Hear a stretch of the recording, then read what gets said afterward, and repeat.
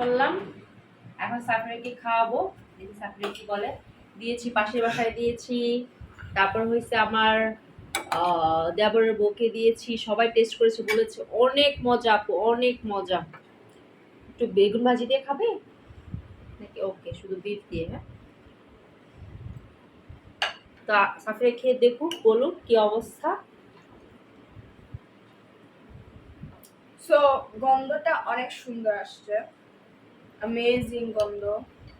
তা আমি হয়েছে রান্না করছি কিন্তু ভাতের চাল দিয়ে খিচুড়ি, কিন্তু রান্নায় মনে হচ্ছে না যে এটা ভাতের চাল দিয়ে করছি, কারণ সাফির হচ্ছে পোলার চাল পছন্দ করে না, এই জন্য ভাতের চাল দিয়ে করছি। আর ঘিটা ঢালার পর এত সুন্দর গন্ধ আসছে। এখন খেয়ে বলো সাফিরে কেমন।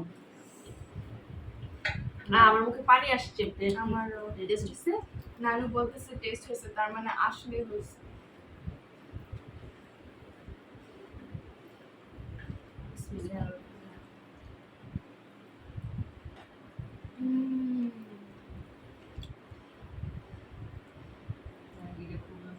হ্যাঁ, ঘিটা খুবই ভালো, আসলে ঘিটা খুবই ভালো।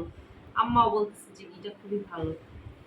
ঘিটা খিচুড়ি তো অনেক মজা একটা টেস্ট দিচ্ছে।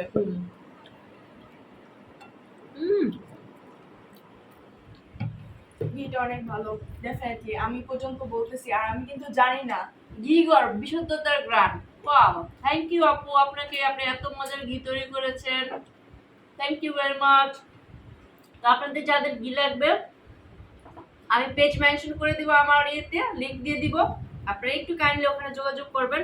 একদম খাঁটি ঘি পাবেন, খাঁটি, কোনো কিছুই মানে দুই নাম্বার নেই। হ্যাঁ, ভেজাল ছাড়া একদম খাঁটি ঘি পাবেন।